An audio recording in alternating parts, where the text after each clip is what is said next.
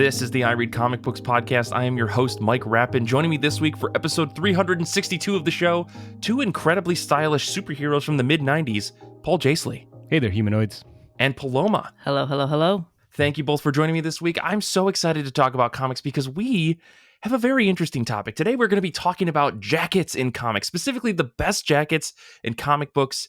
And you already know what we're going to be talking about, the X-Men. But before we get into that, I have two legally mandated questions that I have to ask. And that is, how have you been? How have comic books been? Let's start with you, Paloma.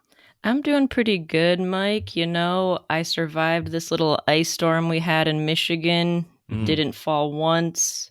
And I would say comics are pretty stellar. I was slacking a little. I was stuck reading a novel, shockingly. Oh, no. No pictures. Not even a light novel.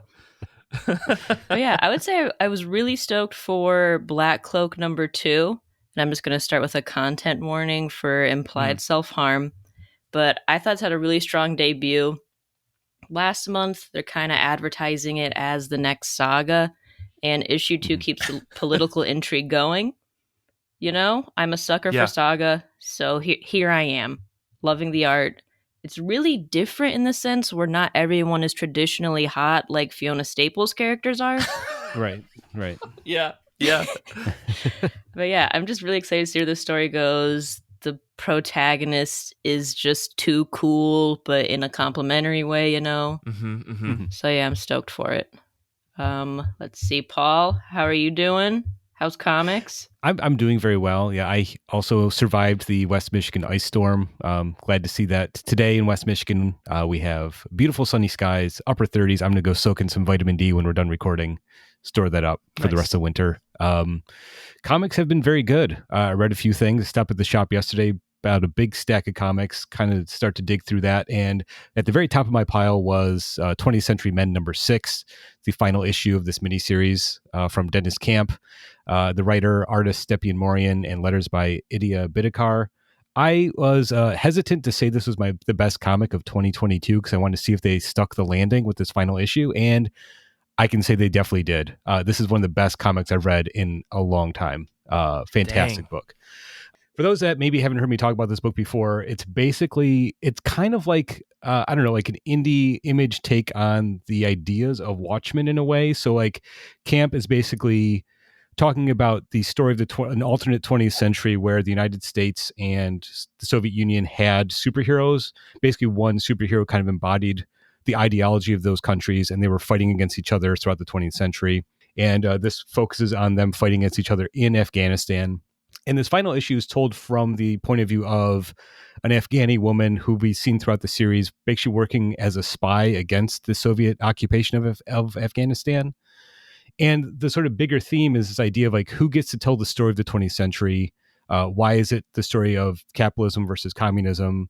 And who gets excluded from that story? And the people that get excluded are the people that are affected by it, the people in Afghanistan. So it's a very deep, like dense story. There's a lot of political sort of, not political intrigue, but larger themes of ideology and storytelling. And what's great is that Camp, I think, balances the sort of larger themes with a very sort of like focused, character-specific, character-focused narrative. And it's not subtle, like the themes are there in the open, but the way he's able to kind of write the narration in this book feels poetic. It's a really well done book in that regard. And I think Stepien's artwork kind of mirrors that.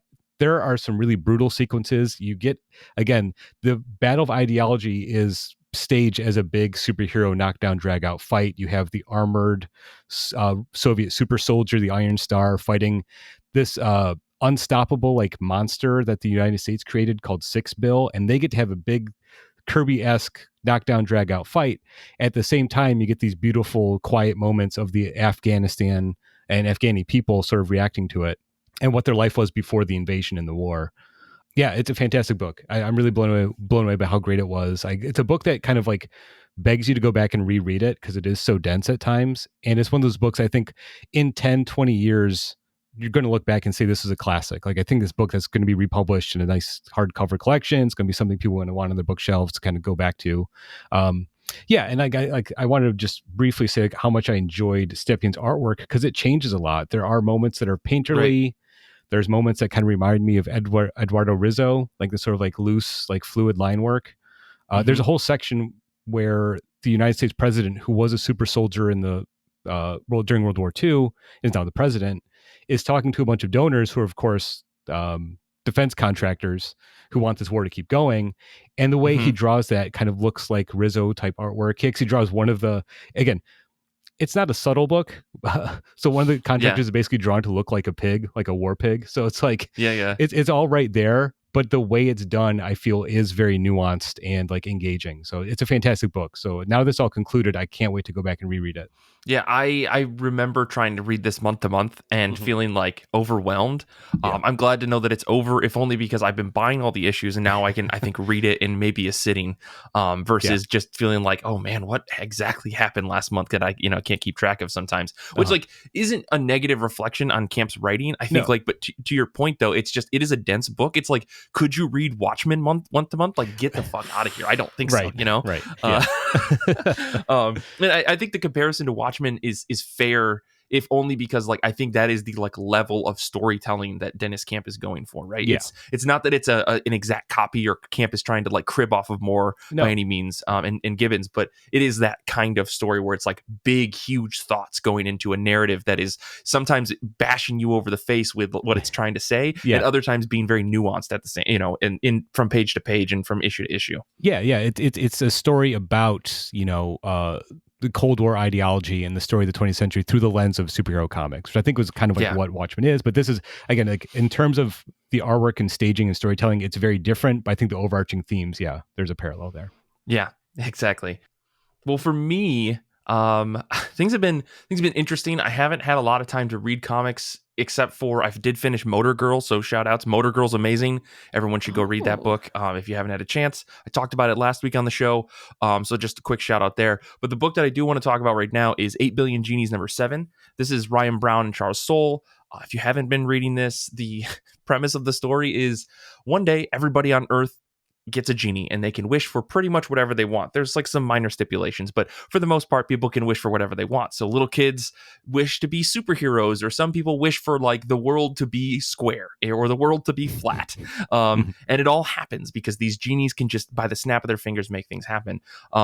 And so by the time we reach issue 7, a lot has happened, especially because each issue covers a different time period, right? The first issue is like the first 8 seconds. The second issue is the first 8 minutes, 8 hours, 8 days, 8 weeks. And now at this point, we are the first 80 years of what's happened. And so this issue was really interesting being the penultimate issue because so much has happened and so much has been reset because, of course, out of chaos, we as humans devise systems in order to try to solve our problems. And so we get to really see what that looks like. And if it's not as fun as you may think, which I think Brown and Soule, and I think at this point it's mostly Ryan Brown kind of like driving this story, shows that like everything still kind of sucks except, and this is where you get little bits of narrative where people are able to be happy despite all of the chaos of the world. And I really like what they did with this issue. Just think that the next issue is going to be 800 years. Oh my God. Like what happens at 800 years is absolutely insane to me. And I keep thinking, how are they going to end this? This book had better not end on a wet fart. It better not end on like a Monty Python movie, right? All I can think of is how, like when I was younger, I thought the ending of Monty Python and the Holy Grail was extremely hilarious. And as I got older, I was like, I would have just liked a little bit more of a closure joke to like make the whole story come back around. And it does to a certain extent, but regardless, I'm hoping that this isn't like some out of left field ending that like just kind of goes, haha, that was fun, wasn't it? Versus actually getting some closure with all of these characters that we've grown to care about throughout the series. So yeah, I'm digging this series. Brown's art is insane. And I think especially in the last 2 issues, 6 and 7, he's done some extremely fun and goofy stuff. And that's why I keep coming back to his books, right? Like you can't not look at a Ryan Brown book because you're like, what's he going to come up with on the paper this time? So yeah, digging this book. Have either of you read this at all? I don't know if you guys have gotten this far yet. Yeah, I'm not up to issue 7. I think I maybe left off at issue 5, and I'm a sucker for the premise. Sometimes wish stuff I find so stressful because I'm just like, oh god, where's it gonna go? Especially because there's like one of the main characters in the beginning is like a child, and so he has this very wishful thinking. But I really dig this series and how zany it has been. And then Mhm. also maybe issue 3 or 4, the kid kind of like realizes, oh my God, maybe it isn't fun being a superhero. There's a superhero caveat, everybody. Yeah, of course. Yeah. Of course there is. I've not read this. Actually didn't know the premise until you just explained it, but I heard the name, so I'll have to go check this out. It sounds interesting. Are any of the Genies Kazam from the Shaq movie? Given Ryan Brown's tendency to reference weird things from the 90s, I'm surprised there isn't a Kazam. Who knows? There's still one issue left. Okay. There's still one issue left. All right. Well, let me know if there is. I mean, if you think about God Hates Astronauts, I'm pretty sure one of the main characters from that was like the dad from Family Matters, from the TV show Family Matters, who was like the cop. So, he loves that kind of stuff. Anyways, Sure. I think when this 8th issue comes out, it's going to be a fantastic like hardcover to read. It's really, really fun. It's very funny. I mean, Ryan Brown, fantastic creator. But Paloma, what else have you been reading? So I think the last time I was on the top of my pile was maybe DC's Dark Crisis. And so now I've read that just in time for the dawn of DC to start hitting the shelves. And I'm excited for it. When I think I'm not biased when it comes to the big two, I just keep getting and like following more and more DC books. So what does that mean for me? But I picked up Superman #1. It's Joshua Williamson writing. I think he's been on the X books the Superman books for a minute, and then Jamal Campbell doing the art. I love Jamal's work on Far Sector that he did with N.K. Jemisin. Just beautiful. He also does variants for Nightwing. I'm a big Nightwing fan, so just love his art. And I'm not huge on Superman solo books. I like him in conjunction with other characters because he's just so different from all the other superheroes, because he's typically like not as nuanced, typically, right? Like with Batman, he is the good guy. Even like Wonder Woman is very much like, nah, dude, we gotta beat these guys up. But I thought it was a great #1, like the classic jumping on point, but I felt like it was really good where you have Superman saying kind of like his old-timey lines that people probably still associate with him, but still like this more modern take. And I imagine if you've been following the series, I have not been. I'm the layman here. It probably is exciting to see where it's going to go. Lex is in jail, but is kind of like whispering to Superman, and with Superman's hearing and fine-tuning, he's like hearing Lex. So Lex is in his head while Lex is in prison, and Lex is trying to dump LexCorp, don't know if the P is silent there, onto Superman. So I'm just very interested to see where this goes. Also, as a subplot, Jimmy Olsen is talking about his new girlfriend, so I'm like, oh my God, what is this reveal going to be? Who is she going to be? Yeah. Nice. I was curious about this. I'll have to jump on and check this out. Yeah, I'm just looking at some of the preview art, and I'm like, am I going to buy this just to get more Jamal Campbell art in my life? Maybe. Yeah. I think that's almost where I'm at. Right? Fair enough. Yeah. Paul, what else have you been reading?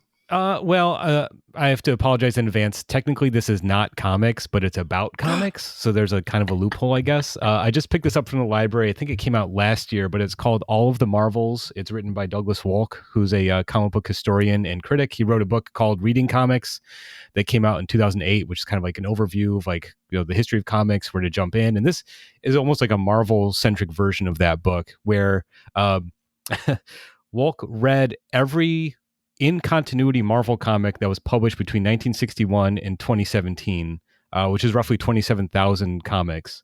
And the idea is that because the Marvel Universe has never technically been rebooted, and it is a shared universe, like it's all one big story, not by design, but that's what it eventually became through practice, right?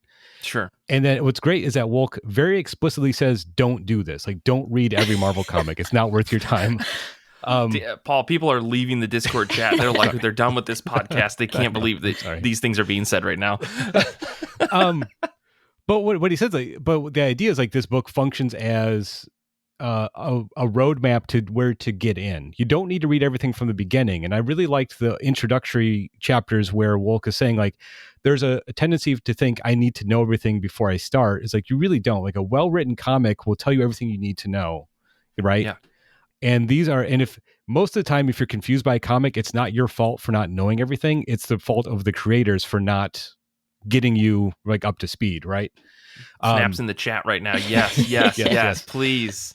And I think what's great too is like Wolk kind of uses that to unpack the singular joys and often headaches that come along with reading serialized superhero fiction. Like, there's something really beautiful about reading a ton of superhero comics and following these stories, even though they kind of drain your wallet and are frustrating and often reductive and like violent.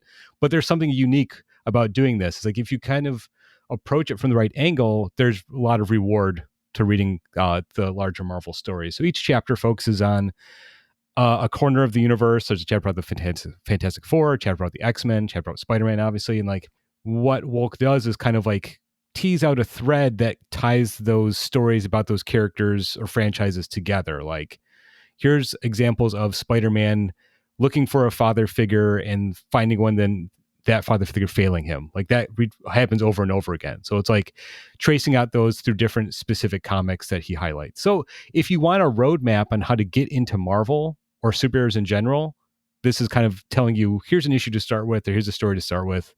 You don't need to start at the beginning, right? So it's really interesting to me. That. Like, as someone who's more of a DC fan and more familiar with that stuff, this is giving me some things to focus on. Like, oh, there's some Thor stories that sound really interesting that I'll have to tease out and like go track down and read. So, Totally. And it's also very accessible. If you've never read Marvel, it kind of like not into superhero comics, this is a good introduction of like what is unique and special about superhero comics and why people have been reading them for 80 years. Like, what's kind of unique and rewarding about that. So it's a great book, even though there's, not as many pictures as, as normal comic, and technically isn't a comic book. I think it's a very engaging book that any comic fan might want to check out. Yeah, this sounds insane. Like, in a good way. Like, I really like the idea of someone doing all the heavy lifting to try to figure this out. I guess I'm going to keep this link handy so that anytime I see like a Reddit post or someone on Discord or something saying like, oh, I'm going to read all of X-Men from the beginning, I'm just going to say, read this instead. Don't do that to yourself. It's okay. That's great. I'm going to have to grab a copy of this though. This sounds really, really cool. Yeah, I think the paperback is coming out later this year, like I think in next month or something. So yeah. Mm-hmm. Like I said, got from the library, but I kind of wanted just to buy a copy to have on hand as reference. Totally. Well, let me see. Let me talk about one last book here that I read before we get into our top of our pile.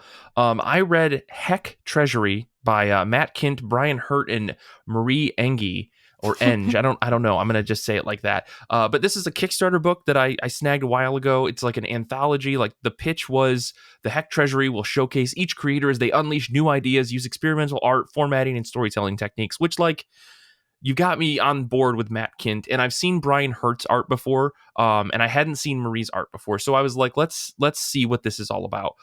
Finally got it in the mail. I should say, I got it in the mail a while ago, and it's just been sitting on my shelf, and I happen to have President's Day off, so I was like, you know what, we're going to read some backlog. I'm going to do the thing that I always say I'm going to do with my time off, right? So I read this, and at first, it kind of felt like it was almost too much of a combination of like prose and comics in one place. There's a lot of text in the first third of this book, from like both in dialogue and caption, as well as just like full on, we're going to call them what Marvel's been calling them, data pages of like a thing like you would go to a museum and you'd see a beautiful mural of something, but then there's just like these big boxes of text that you have to read to kind of understand what's being shown. And I was kind of like, if this is what the whole book's going to be, I don't want to read this. I almost DNF'd this book because there was a lot of this in the beginning. But I was like, no, Mike, you paid too much money for this nice deluxe edition of this book to get a huge portrait of, this big Matt Kint artwork. So I kept reading, and slowly but surely, I started to understand the feel of this book. I started to understand the pace of it. I felt like there was a lot of this stuff up front to kind of give you some background on what was going to eventually be a series of like in and out stories, some connected, some not connected. Matt Kint, Brian Hurt, Marie Enge are doing each of their own kind of stories. Some of them are connected, some of them aren't. And ultimately, I found it to be super beautiful. Like, each of their little sci-fi stories had a lot of heart to them. clearly the experimentation was definitely there. You could see a lot of just traditional panel and so on and so forth books, but then like Kint would just do like random splash pages with no context for different things, like in this world that he was kind of establishing. Hurt would just do like a big map just to be like, here's a map. Here's some cool stuff. Here's how I'm drawing this map. And then the back of the book has a bunch of process stuff in it as well. And yeah, I really like this. It kind of felt like I was reading a season of Black Mirror, to put it in that kind of context, where there's a lot of sci-fi stuff going on and you're kind of not sure. You don't really get all the answers, but the narrative is there. And there's a little bit more connective tissue between each of the various chapters of each of the stories than like a Black Mirror or something like that. But I really liked the pacing of this book. They really found a way to like inject shorter stories between longer stories so that you kind of felt like there was a snappiness and it wasn't just like over and over 30 pages, 30 pages, 30 pages, which like is fine when you're reading a book, but like to go like with a 3-page story to a 20-page story to a 19-page story to a 50-page story, it feels like you're reading through this thing faster than you maybe actually are. And I like that I didn't feel bored at all. Like every single story had something that was like jumping out to me. And I really enjoyed the mix of styles. And despite the artists, each of them having very, very different styles, right? Like Matt Kint's style is very different than a traditional comic book artist.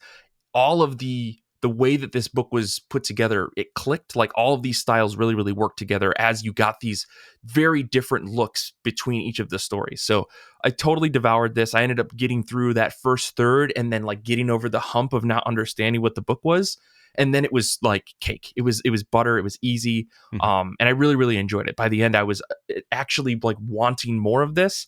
But I probably wouldn't want it in the huge, like it was like, it's almost like an 11 by 17 size, like oversized Treasury edition of this book. Wow. So, but it was really cool. I mean, if you can get your hands on a digital copy, I think it looks beautiful. I've got the digital copy as well. But otherwise the hardcover is very, very nice. So definitely recommend that if you're looking for some interesting, like out there, lo-fi sci-fi kind of stories, because there's no like big Green Lantern style holographics, blah, blah, blah. It's like huge mecha robots, some like biotech stuff where you're like not really sure what's happening. And then like a lot of almost experimental, like, is it real technology? Is this in your head kind of stuff? It's a good mix of very interesting sci-fi. Nice. So, you know, if that's what anybody's into. But let's move on. Let's talk about comics that are on the top of our pile, whether they're new, old, or just something you want to read that's been sitting on your shelf, like the HEK Treasury. That's where I was at. Let's talk about that. So I guess I have so much to say about this, so I apologize for those of you that are listening. If you just want to skip when we get to me, there's chapters in your podcast player that you can click on. We've been putting those in every episode. But to get us started, Paul, what's on the top of your pile this week? Well, we have some new Love and Rockets coming out this week. Love and Rockets number 13. That's Love and Rockets volume 4. If you're keeping track at home, that's, of course, Los Bros Hernandez, Gilbert, and Jaime. And I don't know what else to say. New Love and Rockets, of course, is on top of my pile. The past few issues, Jaime has been continuing the story about Maggie, and Maggie sort of befriending like a younger generation of characters here in Hoppers, where she lives. So what I like about Jaime's stuff is that somehow he is able to keep this story going. Like Maggie is the central figure, but like there are a lot of stories that she's not in. Like there's this younger group of high school kids who they sort of tangentially related, not, familiarly, but they kind of like run in the same circles. So Maggie ends up befriending them, becoming sort of a maternal figure, because like Maggie doesn't have kids of her own, but her taking on that role is kind of interesting sort of step in that direction for a character who, again, the joy of Love and Rockets is seeing Maggie grow from a teenager to someone who's, in their 50s now, and taking on that role and how they handle it. And then Jaime has also been kind of serializing this like strange like sci-fi story through some of these issues, where it's a mashup of like a monster movie and like a sci-fi movie and comics and a love story. A lot of it is just sort of wordless. These like action panels of characters fighting or flying through space. And again, the contrast between that stuff and the grounded story of Maggie is kind of interesting to see how Jaime is like, I kind of just want to do some fun sci-fi stuff. I can't do it with Maggie. So here's this stuff that doesn't quite fit in the Locust stories, but you get to see him kind of like work that stuff out, which I really enjoy. And then the Gilbert stuff, Gilbert's an interesting cartoonist. I just got to say, like, it's stuff that folks at home, you can't see Paul's face that he made before he started to speak. There's a lot to enjoy in Gilbert's cartooning. I think he's in some ways a more experimental cartoonist than Jaime, but the cast of characters he creates is so big. Like, if you buy a copy of Love and Rockets, the opening, like the inside front cover is just like a list of the characters in the Gilbert stories. Like, here's how they're related. Here's 20 characters. So-and-so is so-and-so's uncle, and this person is their estranged daughter that they haven't spoken to. These characters live in America. These characters live in Mexico. And I kind of keep flipping back to kind of like who's who in this, because all of the characters that are related are kind of look the same, so it's like, that said, the way Gilbert tells the story on the page is always very engaging, whether or not, it's like this long running telenovela on a comic book page that I can't quite suss out what the story is. It just always looks very interesting. So There you go. Maybe not the best jumping on point for new readers, I would say. Love and Rockets is something I would say start at the beginning and work your way through. Sure. But yeah, I'm always excited for new Hernandez Brothers stuff. Gotcha. Heck yeah. So you're not a fan of like the Lord of the Rings like style Silmarillion and so begat blah blah blah like or Game of Thrones or something where there's like 50 houses and everyone's related in some way, right? Yeah. That stuff's never worked for me, but here this is a little bit more manageable, I think. So okay, cool. Well, Paloma, what about you? What's on the top of your pile? This tome has been sitting on my pile for a minute. Borrowed it from a friend, but 10 of Swords. I think it was the next big shift in the current X-Men universe after Hoxpox.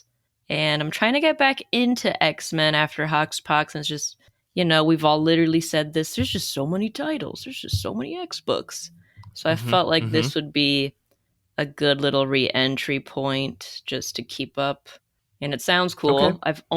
I've heard a lot of good things. Yes. Yeah. All right. That's interesting. Who are you talking to? I don't want to hamper any excitement you may have for this because I think X of Swords is really cool. And I will be curious to hear your thoughts next time you're on the show to know what you're, or send me a DM and we can talk about it. I'd be happy to talk about X of Swords all day, or Power or 10 of Swords, whatever you want to call it. I call it X of Swords because that's just who I am. I prefer X. I just didn't want to sound like a noob in case everyone said 10.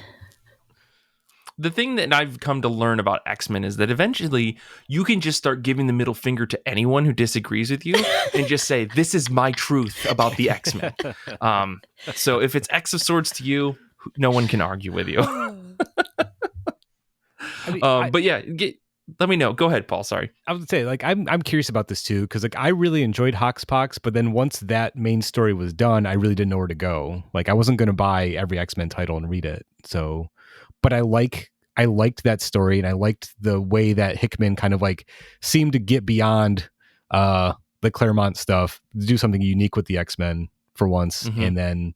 But as soon as I saw the title of this, X of Swords, I was like, what is going on? I mean, it's just it sounds so cartoony and over the top, but kind of makes it more appealing in a way for me. I feel like there is a definitive reading list that you can cut through some of the fat, I think, in the X-Men books to go from how do you get from Hoxpox to X of Swords, or 10 of Swords, whatever you want to call it. I think there is a through line, because I'm you really only need to know a handful of pieces. You need to know that how Apocalypse goes from being this core member of the Quiet Council to his status at the beginning of X of Swords.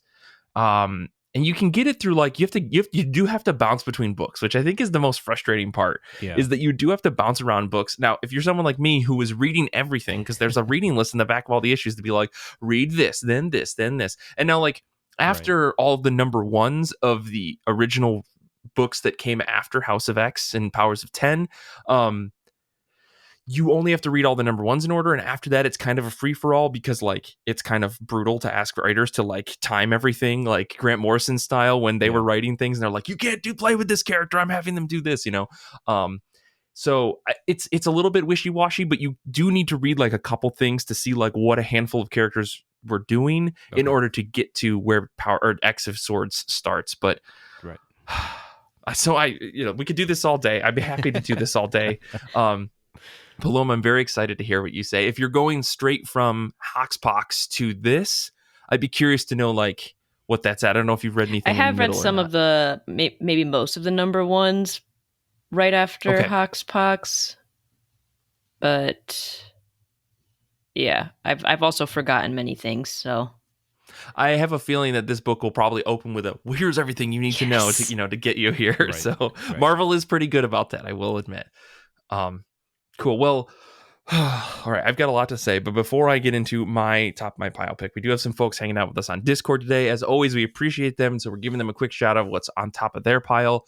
Danny is reading Cosmic Ghost Rider #1. CK is reading Octopus, a memoir of flailing. Paul G is reading Moon Eaters by Victor Santos, and Zander is reading Wave, Listen to Me, which I believe is a manga that Nick recommended to him. So I believe his exact quote was, "It's been an embarrassingly long amount of time since Nick recommended this to me. I should probably read it." So he's finally getting around to it. My pick this week is obviously, if you're looking at LeagueOfComicGeeks.com, you can skim through from top to bottom. You can see all the books that are coming out, the 24 number ones that are coming out this week. You could skim through the entire list, and boy, oh boy, the book that I have to pick, Big Titty Goth Girlfriends on the Moon #2. You were a big fan of #1, so yeah. I was a big fan of #1. No. That's a book that's coming out this week. Actually, the book that is on the top of my pile is so there's 2 #1s. I'm breaking the rules. I'm picking 2 #1s this week because, as I said, there were 24 #1s. And I'm just going to go through this list before I actually get to the top of my pile. And again, use the chapters in your podcatcher to skip past all of my bullshit. All Night and Every Day #1 from Aftershock. Barbella, The Center Cannot Hold #1. Cosmic Ghost Rider, DCRWBY. Hallows Eve, Hallowed #1, Hunt, Kill, Repeat, Red Zone #1, Rick and Morty Presents Time Zoo #1, Rock and Roll Hell #1, Rogue and Gambit, Skull and Bones, Savage Storm, Spider-Gwen, Spider-Man, Trick Pony. That's not even all of them. I don't understand why there's so many #1s coming out this week. Like it's March. You forgot to mention Shazam Fury of the Gods special Shazamly Matters #1, which is it's Dead Fellows I don't know. Marvel has a bunch of books. Some company called Keen Spot has a book. This rock and roll book that's supposed to be coming out is coming from a publisher called Sumerian. Some of it's like Kickstarter stuff. Some of it's like weird independent books that online online like auction site is also like making comics. That's a whole other topic itself. You guys heard of this? No. Yeah. Anyways, 24 #1s coming out this week. So of course I picked 2 of them because this is my show and I'll do whatever I want. So I'm going to pick up Phantom Road #1. This is by Jeff Lemire, art by Gabriel Walta, colors by Jordi Belair, letters probably by Hassan Otsmani Elhau or Clayton Coles. Let's just be honest. It's one of those 2. Sure. It's not listed anywhere online. I can't find out. But yeah, it's a horror book. It looks like, there's a long haul truck driver attempting to stay ahead of his tragic past. Of course, it's Jeff Lemire. And suddenly a typical midnight run has become a frantic journey through a surreal world where Dom and a girl named Birdie find themselves in the quarry of strange and impossible monsters. It looks like aliens. It looks like some sort of desert creepy monster thing. And I'm very much ready for Gabriel Walta and Jeff Lemire to scare the pants off of me. However, if this is anything like the book Sentient, I'm sure that it's going to be just an okay book. So that's my hot take this week. Is Sentient is just an okay comic, despite all of the awards that it won. Danny is coming for me in the chat. He says he's quitting the show, I think. But I don't know. I think Sentient was okay. I thought it was good. It wasn't mind blowing, right? I think that's because Lemire doesn't really put his full self into these books where he doesn't have complete creative ownership over them, right? Like TKO, his Comixology original stuff have been just okay because I don't think he owns the IP, and he's like, why would I put my best foot forward if this really isn't mine? I don't know, just my thought, but I'm excited. I'm going to read this regardless. So like, don't get me wrong, folks. I'm still paying for it. I'm still going to buy it. But the other book that I'm going to read, of course, Rogue and Gambit #1. This is Stephanie Phillips on writing, Carlos Gomez on art, colors by David Curiel. I mean, come on, what can I say? This book is coming in the middle of what's eventually going to be the fall of X. Right now, we're in the middle of Sins of Sinister. The fall of X is coming. Kieran Gillen is crafting something that he keeps hinting at in his newsletter. And this is a book about how much your stepmom hates you, apparently, because destiny strikes your favorite X-Men duo is the synopsis. I don't know. I don't really care what this book is about. All I know is Stephanie Phillips is a pretty solid writer, and she's a hell of a lot better of a writer than modern day Chris Claremont.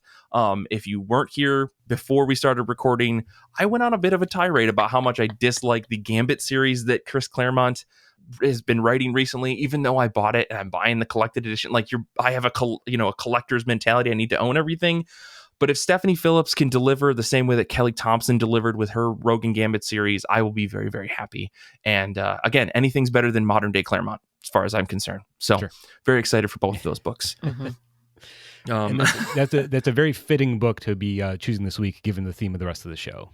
Yes. Yeah, we are going to be talking about jackets. So let's take a quick break. And when we come back, we're going to be talking about the absolute best jackets in comics. Spoilers, I don't think it's actually Rogue and Gambit. I think we've got some better contenders. So we'll be back in just a second to talk about that.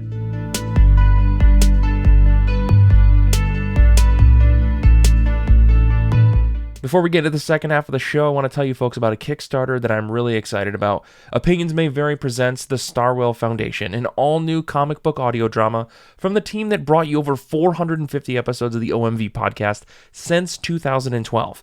It's a good versus evil tale with heart, humor, and action in equal measure. You'll meet both heroes and villains that have yet to be seen before. The show has 6 episodes between 20 and 30 minutes featuring incredible actors and stories that will take you on an adventure of twists and turns. Mary Dare, the newest employee of the Starwell Foundation, is tasked with finding supervillains and convincing them to be kind for a few moments by visiting children in hospitals, inspiring them, and maybe even helping out around Brava City. Help kickstart our adventure in the 6-episode comic book audio drama, The Starwell Foundation Season 1. The Kickstarter is fully funded and working on stretch goals right now. Check out the original 2-episode pilot season on omvpodcast.com and join the Kickstarter by clicking the link in the show notes. Now back to the show.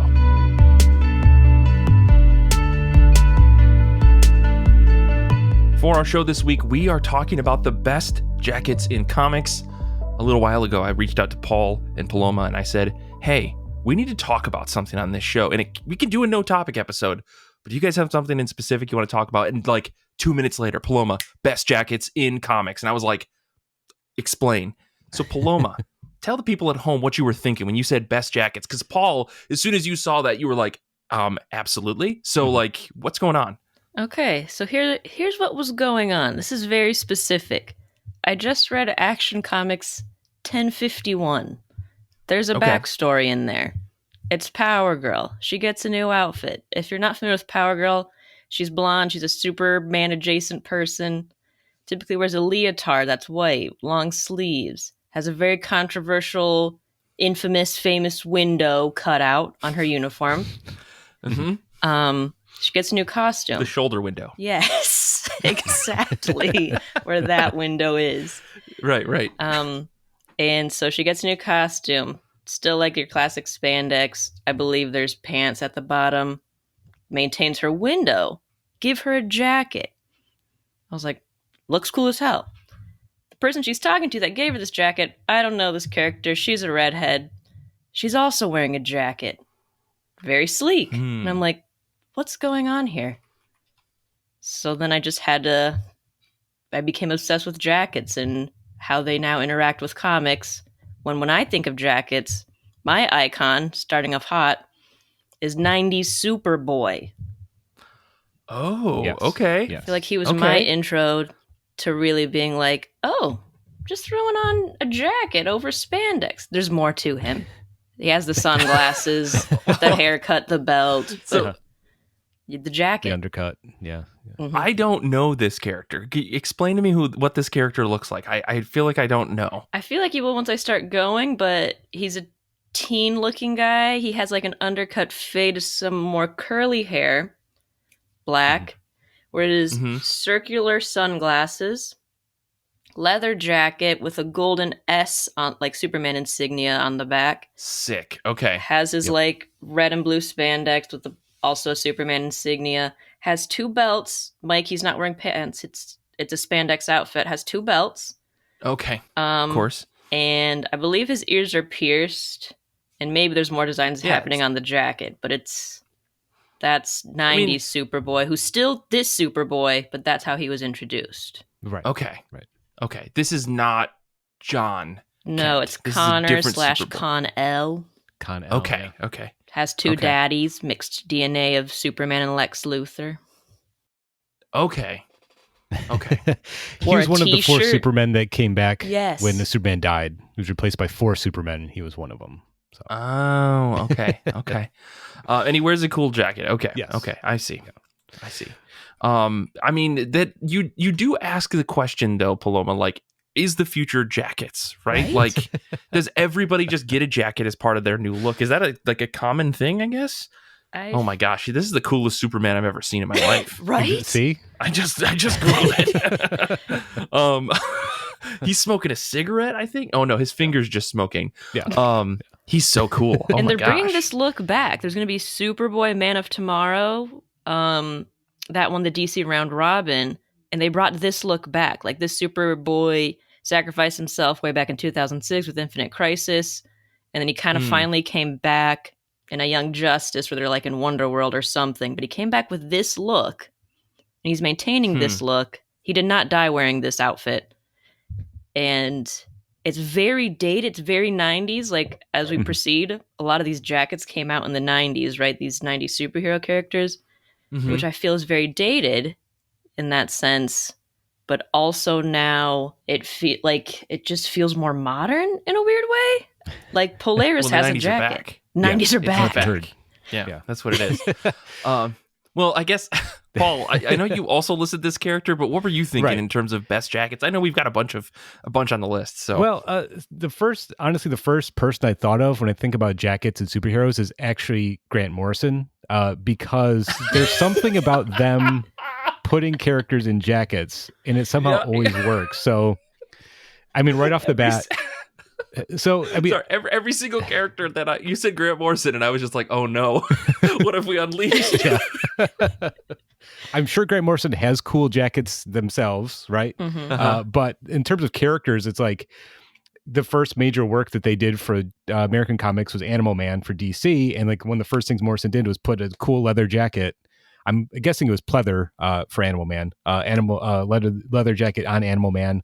Very 90s look. But then I realized that before coming to America to write that, not before writing for American comics, Morrison did a series in 2000 AD called Zenith, which is about a superhero who's kind of like a pop star, and Zenith wears a leather jacket too.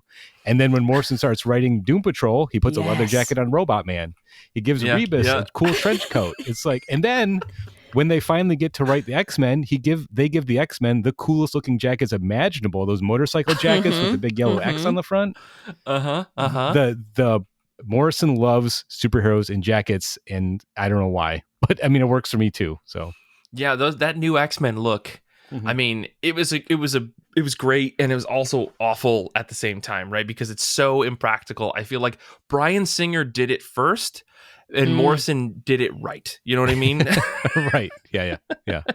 But yeah, I love the look of that, like, especially the cover of that, the first issue of New X-Men, where it's like the whole gang standing, and they all are wearing their jackets. Like, I mean, this goes back to, Mike Rapin wants to have a gang, and, the IRCB gang, watch out, that I said a couple episodes ago. Yeah. But yeah, I totally feel that. I love that look on the X-Men. But now that you've listed like Rebus and Robot Man and Animal Man, they all wear jackets. And I never put that together until just now. So thank you. Well, it's almost like it's a symbol for the character changing, because Robot Man's very different when he starts wearing the jacket, and like Animal Man's the same thing. Like Animal Man putting on the jacket symbolizes it's very different from the version of the character from the 60s. So it's almost like the jacket is a metaphor. Again, if you want to talk about cool jackets, I'm not talking about comics anymore, but if you're talking about cool jackets, obviously the snakeskin jacket that Nicolas Cage wears in Wild at Heart, where he says, this jacket represents a symbol of my individuality, my belief in personal freedom. That's really what's happening when these characters put on jackets in comics. Sorry, I always have to go on a little David Lynch tangent if we're going to talk about that. I was going to say, if it's not Grant Morrison, it's David Lynch, and look at you, 1-2 punch right there. Boom, I'm checking out. I'm good for the episode. Met my quota. Well, I did do a little bit of Googling myself, and I came up with, there were two articles, one from CBR, superheroes with the coolest jackets. It's a bad list. Um, the second one was the decade every superhero got a jacket for some reason, which was from Marvel.com, written by someone named TJ Deitch, which I thought was an interesting thing because they talk about the 90s. Of course, everybody gets a jacket. You know, Gambit always had a jacket. Shut up. The Avengers also got. This is me talking to the person writing the article. Blade got a jacket. Blade's always had a jacket. Shut up. The Fantastic Four all got jackets, and I just want to. I know that this is an audio meeting, so I'm really sorry for the people at home. Come and scroll through the live chat. I'm pasting a link to a Fantastic Four color that's covered that says Rise of Doom. And I don't understand why Invisible Woman is wearing nothing almost except for the jacket. But it's very weird. And the Thing has a helmet on because he needs protection from his head. I don't know. Anyways, so yeah, the Secret Defenders also wore jackets. Luke Cage got a jacket. Captain America, for some reason, wore a jacket. Doctor Strange kind of always wore a jacket, but I guess he got a different jacket. So anyways, interesting. But of course, the first thing that came to mind when we started talking about jackets was Gambit, obviously, right? Gambit with a big old trench coat, classic. I mean, John Constantine, eat your heart out, as far as I'm concerned. This has always been like a part of Gambit's look, whether he's Death, whether he's 90s Gambit, whether he's modern day Gambit. He's always wearing this long trench coat. So like, I can't complain. It's classic. It's part of what he looks like. But the other character that immediately came to mind is Chamber. So I don't know if you're familiar with Chamber, the X-Men character, but he doesn't have a chin and his body is just like all the way down from his chin to the middle of his chest is just energy. And he wears like a special wrap around his head, and his name is Jono. And he's apparently the descendant of Apocalypse, according to a certain Peter Milligan X-Men storyline. But he's always wearing like a cool leather jacket. And in my mind, it was always like a bomber jacket because the way that he carries himself, like with a bomber jacket on. But yeah, he's like, that's an iconic look. Like Chamber without a jacket is not the same character as far as I'm concerned. And I always think like, that's a cool looking character. So like, you know, one day cosplay, you know, you could just like black out your chin all the way down to your chest, wear a jacket, and then put a cool scarf around your neck, and you'd be Chamber, and it'd be really, really cool. Well, that's fashion and function, which always like gets a plus. Like it can be functional and fashion, then that's the best choice. Because like you mentioned Gambit in the trench coat, and I had a question. Are we counting a trench coat as a jacket? In my mind, they feel very different because I'm thinking jackets, I'm thinking motorcycle jackets, you know. But the trench coat is a weird one because for me, it only works on characters who don't have to like fight. So like John Constantine, The Question, those trench coats work. But I remember when I was reading, if you read like The Authority and like Midnighter has that like leather like duster that he wears, like that's so impractical for fighting. Totally. So I mean, Gambit might be a gray area there where it's like no, it's totally impractical. It's totally impractical because he's like doing flips and he's using his bow staff and he's like kicking people acrobatically. Like you know that there's definitely been times where he's like gotten it caught on like a ceiling fan trying to do a flip in the middle of a bar, right? Like sure, he's totally not practical, but it's an iconic look. But I'm so mad because now like the thesis of my thought is ruined. Trench coats technically are not jackets, and I feel like my brain is broken. So Paloma, please move on before I go crazy over here. All right. What else have you? What other characters do you think have some of the best jackets in comics? Okay, so this is more in terms of iconic, everlasting, which maybe is a subcategory of best. To jump off of Gambit, his soulmate, longtime love, Rogue. She donned like a bomber jacket in the 90s. And she has like, I feel like almost all of her looks are iconic just because she has to be covered up. So things got to look cool, right? Totally. So adding this jacket coupled with her luscious locks, I feel like she keeps coming back to this. Where if you're like not as much of a comic reader, I know for like a while, and she was like, on that X-Men Avengers team, Uncanny Avengers. She had that kind of like iconic like green and white cloak, which I feel like is recognizable as a comic book reader. Yeah. But it all comes back to like what she donned in the 90s X-Men animated series. And it's this jacket with the green and the yellow. I think she's wearing it on the cover of the Rogue and Gambit #1. You can't escape this look. This is the thing that I loved about the Jamie McKelvey covers and the Chris Anka covers for that Rogue and Gambit series that Kelly Thompson did, was the multiple types of rogues and gambits that they had to draw, because the whole book is about like rediscovering your identity when you're in a couple, which is like, come on guys, it's like one of the best books ever. Okay. But like there are some really, really cool rogue outfits that you get to see, and many of them have really cool jackets. Yes. Sure. Like a cloak is definitely a thing that is in rogues like outfit styles, but I feel like her best looks have always been with like a half jacket. They're not full jackets because they don't go down to her waist. They're like half jackets, which is also something that, you know, Jubilee wears sometimes as well, which we'll get to Jubilee, I think, in a moment. But yeah, Rogue has always, I think, been identified either with the green cloak nowadays or in the, like, she wears this hoodie jacket thing that like is part of her overall like unitard thing that she wears that like has a hood, but I always see it as a jacket, like kind of a long jacket. That looks really cool, but that half jacket is with the big X logo on the side. Ooh, that is chef's kiss. Beautiful X-Men iconic style for sure. Yeah. Well, I mean, you mentioned Jubilee there briefly, and I did want to say Jubilee might be the exception to the trench coat rule, because it's so like it's so over the top, you know what I mean? It's bright yellow, and her whole thing is being like, you know, visually stunning. So it's like a banana yellow trench coat. It doesn't get more stunning than that. So it's maybe functional and fashion. So, you know. Yeah, I mean, I always saw Jubilee's jacket not as a trench coat, but as like she was just really young and small, and she was wearing like a full-size adult's coat.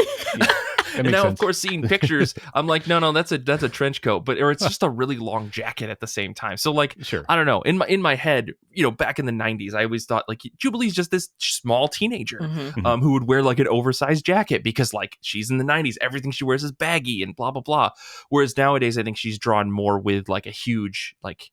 It's like a trench coat, but like it's not shaped like a trench coat. You know what I mean? Like it's just a really long jacket. Which to your point, Paul, is different. It's different in style.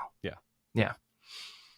Oh, Danny in the chat is pointing out Kitty Pryde, aka Kate Pryde's more modern look in the Marauders with this extra long like captain's jacket. Again, not a trench coat. It's more of a jacket. So I do want to point out that one pick that I had, it's iconic to me. Yes. But it's not something that returns a lot. The ski jacket that Kitty Pryde is wearing in that one panel where she's calling Professor Xavier a jerk is so iconic. It's like pink, white, and blue. That panel has been reprinted so many times. And of course, Professor Xavier is a jerk. She's right.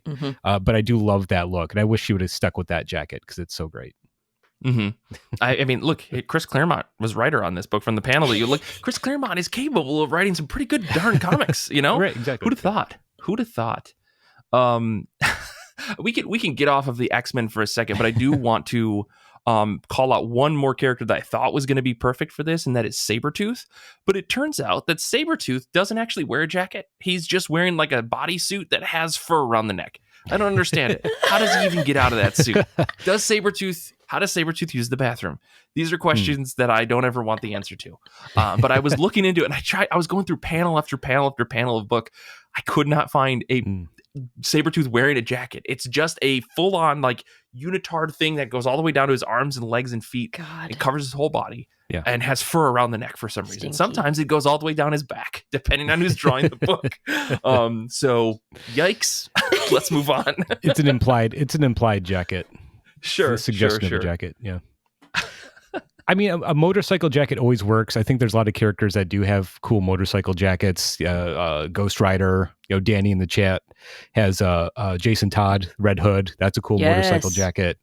Who else? Madman, the Mike Allred character, sometimes drawn with a cool leather jacket.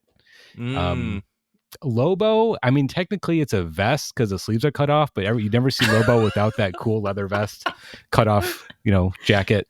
So I'm drawing the line at vest. Okay. Well, I get that though. There's a lot of characters who were just like 90s born and they just like automatically came with a jacket, like they didn't get to opt into the jacket. They were just born with them. So, Jubilee again being one of those characters, I guess. But I was looking at some more manga picks because like obviously there's a lot of manga that features characters with really cool designs and styles and stuff. And I was digging through the My Hero Academia backlog, and the only character that I could find was Kigo Takami, aka the wing hero named Hawks. Which, by the way, his official name is not Hawks. It is Wing Hero : Hawks. And I kept looking all over the internet for this, and that's apparently what his actual hero name is Wing Hero Hawks, which is very funny to me. But he wears a really cool like fur jacket. And it's just like, again, My Hero Academia styles are like incredible. Like the creator on that book is amazing at designing characters as far as I'm concerned. But Hawks has a really cool jacket, and his overall style is just very cool because he is probably one of the coolest looking heroes in that repertoire. But it's a fun looking character. I don't know if you guys looked at that, but Paul, you're an expert on manga. What are your thoughts on this? Well, I guess the iconic one is the Akira, because like I've never read it, but I know the cover, and I know there's a cool leather motorcycle type jacket. Is there like an 8-ball or something on it too? It feels very 90s, that Akira cover with a dude walking towards a motorcycle with a big jacket on. Yeah, he's Canada, the character, he's got this cool red outfit that he wears, right? Yeah. I linked to it in our notes, and he's got this huge, like, it's this big puffy jacket, and on the back there's just a giant pill, because like pills are like a whole thing in the series. And it's such a cool look. Canada has the coolest look in that first chunk of the story of Akira. And later we get some other characters that have pretty cool looks, but like on the whole, like that opening bit with Canada and Tetsuo and their little gang of dudes riding on motorcycles, like it's just cool cyberpunk future gang warfare shit. It's awesome. But that pill like look is so I think there's great. In other panels it says words around it, but in the frame I think that's on the cover of things, it's Canada. I don't know. Zander's giving me shit for saying it wrong. But isn't it Canada? I don't know how to say his name. Anyways, anyone else? What else are you guys looking at as far as other jackets before I get yelled at anymore in the chat? We're still in manga anime town, I have to give a shout out to my boy Naruto Uzumaki. As a 12-year-old, he had the drip. He didn't have much. He had spoiled milk. He had instant ramen, but that orphan boy had drip. His orange. I love both of his like Naruto and the Naruto Shippuden looks. But his like more white fur collar from Naruto when he's a youth, I just love that. I love the blue and the orange. Just style icon. Mm-hmm. It's a very iconic look, like something that I like. You see a character with an orange jacket, and you're like, "That's Naruto. That's it. There's no other option." Yeah. I don't think I think the color orange is banned from any other book at this point, because that is Naruto every time. One thing that it's almost so bad it's good is Guy Gardner's jacket, because he has like that green. So it's sort of like a motorcycle jacket, but a lot of times it doesn't have the sleeves on it, so it kind of looks like a vest. But sometimes he does have like a full jacket, depending on who's drawing it. It's like, I like the idea that it looks so dumb, but again, he's a Green Lantern. He can kind of design his own outfit using the ring, and he's committed. It's like, no, I got this green motorcycle jacket. I'm sticking with it. So it's begrudgingly, I have to admit, that's kind of cool. I concur. Listen, I don't know anything about Green Lanterns, so except for the one character I met in Far Sector. So I'll take your word for it. I think there was a jacket there. I think Joe did have a jacket, so that was she cool does. too. Yeah, I think she does wear a pretty cool jacket. But like overall, Jamal Campbell went really hard on that book in terms of what everybody looked like. So like, yeah, I'm sure there are multiple jackets in that book that just look stylish as all hell. Right. Speaking of that, oh man, that reminds me. I was going to say, who else does a lot of really good fashion in comics? Chris Anka. Yes. Right? All of the Chris Anka stuff. I know, especially when he was doing the Runaways book with Rainbow Rowell, he would do these things on Twitter where he would post like, okay, here's the fashion that I used for this. Like, here's every character's outfit and how I drew them and why I drew them this way. Here's the inspiration for it. And I'm like, man, that's... Thank you for putting so much work into this book that I just like sped through, to read. But I know that multiple characters in that book. Nico definitely had a couple jackets, I'm pretty sure. And what's her name? Maggie had a couple, or not Molly had a couple jackets in that book that looked really cool. Even Chase had some cool jackets just because he was a doofus. Like, and he was just like, oh no, I'm just gonna put this jacket on, and then suddenly it's stylish because Chris Anka can't help but draw handsome and beautiful people, you know? So yeah, the whole Runaways cast for that run had a lot of really good outfits, and I'm pretty sure there were plenty of solid jackets in there. I think, we were talking about the jackets coming back into style, but I think what's interesting is, like, I think there's a lot of comic book artists who have better fashion sense than people in the 90s did. Because I think in the 90s had people like who've been drawing comics for a long time trying to catch up with trends. I think nowadays, and again, this is very broad, I'm not saying anyone specifically, but like across the board, I think a lot of comic creators seem to have just a better sense of what style is and what looks good. So like the modern jacket's a little bit sleeker cut. They're not just like, thrown on. They're kind of like have a form and function. They look more sleek, more modern design. So maybe in 20 years, I might look back and say, why is everyone wearing jackets like that? But in this moment, they look cool. No, I agree for sure. To go with like artists like Chris Anka who know fashion, Jamie McKelvey, what he brought to the table on the Young Avengers run with Kieran Gillen, there was fashion changes. Like America Chavez I have on here as being like a modern jacket wearer, but she had so many different outfits in there. She even had like a super cool like jacket comboed with like a sick button up underneath, I think in like the later issues. But her like kind of like denim jacket that's probably over an unzipped hoodie. So like the jacket over a hoodie combo, I find chef's kiss.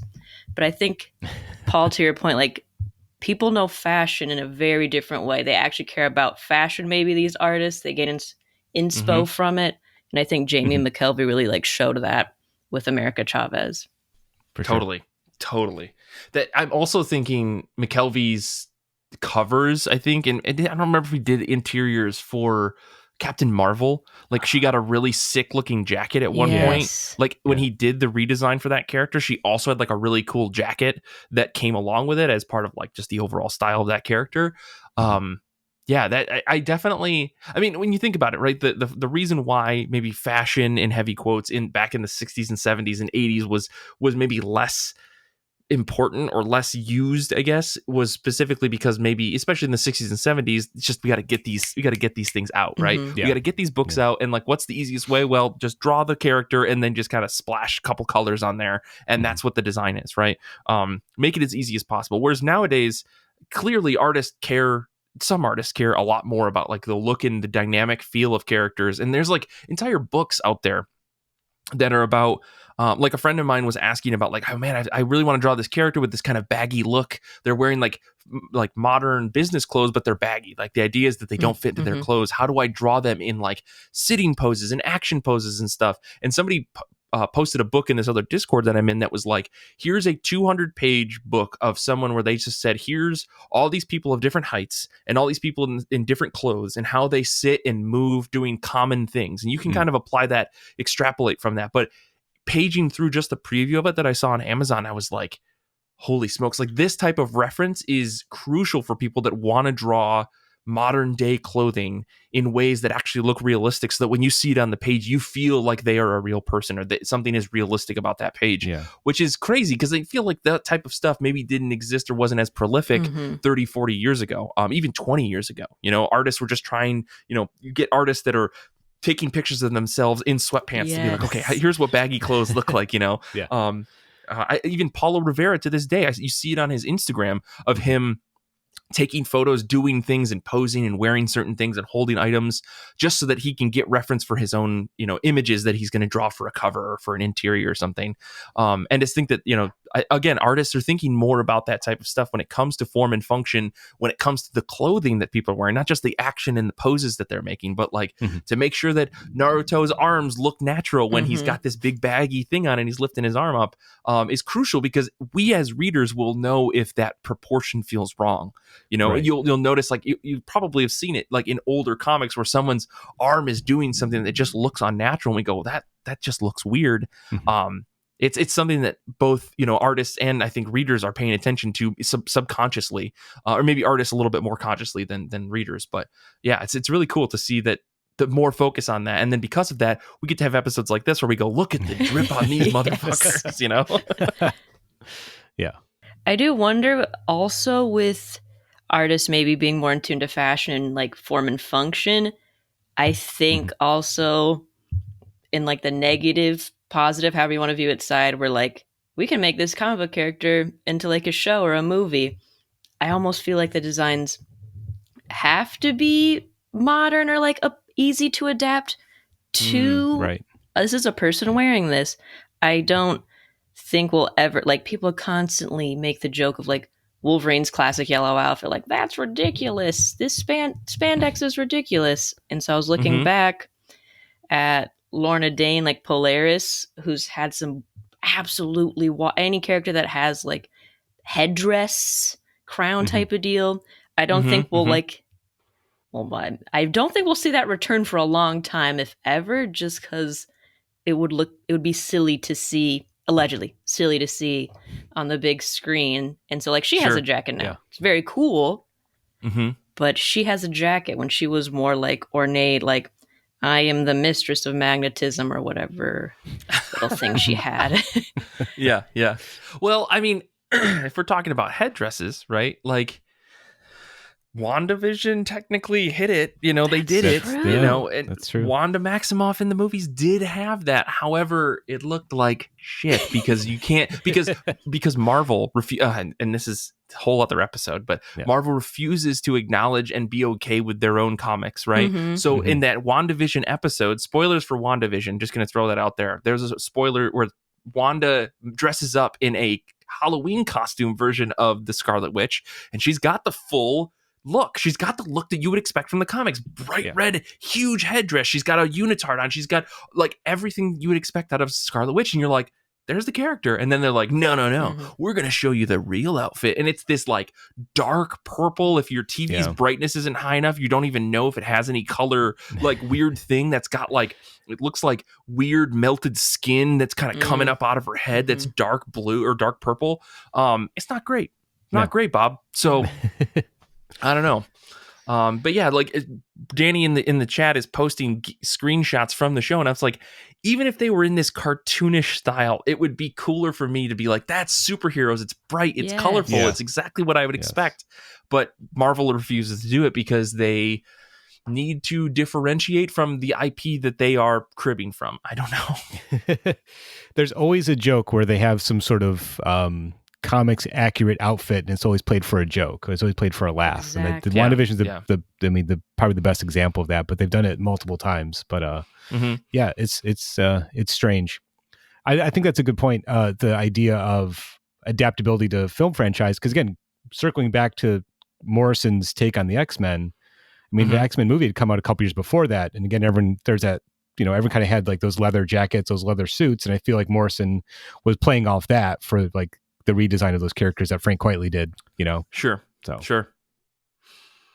I mean, but like the difference though is that there was color in those designs that Quitely did, right? Yeah. That's like, true. Why are we so scared of color?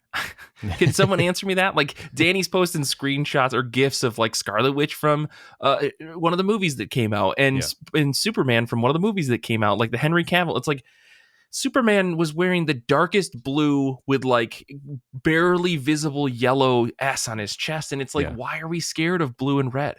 Why are we scared of colors that actually have vibrancy? And instead it's like, if you turn the brightness down on your TV, you go, this is a black and white film, like, or you wouldn't be able to see it because there's so much shadow. And it's like, maybe that's because it's easier to hide CG behind.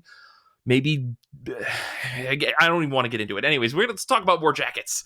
I've got at least two more that I want to talk about before we wrap up here. And one being Future Trunks' jacket from Dragon Ball Z.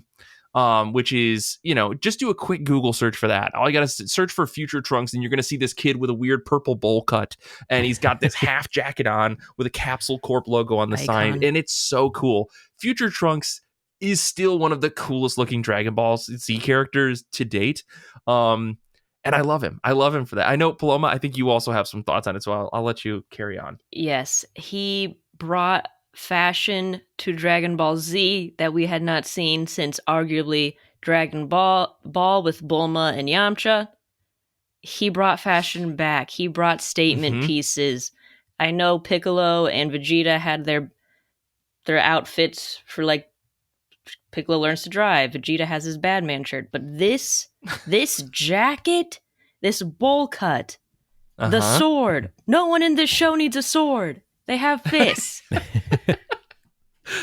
Yes, absolutely. Like Vegeta's Badman shirt is up there, but like this look is of Future Trunks is one of the coolest like anime manga character designs as far as I'm concerned. Like, and I've listed some more modern ones that I think are cool, like Toge Inumake from Jujutsu Kaisen, right? Cool looking guy. He's got a jacket that kind of goes up over his mouth because he needs to cover his face, because if he speaks English, he'll basically kill everybody. It's awesome.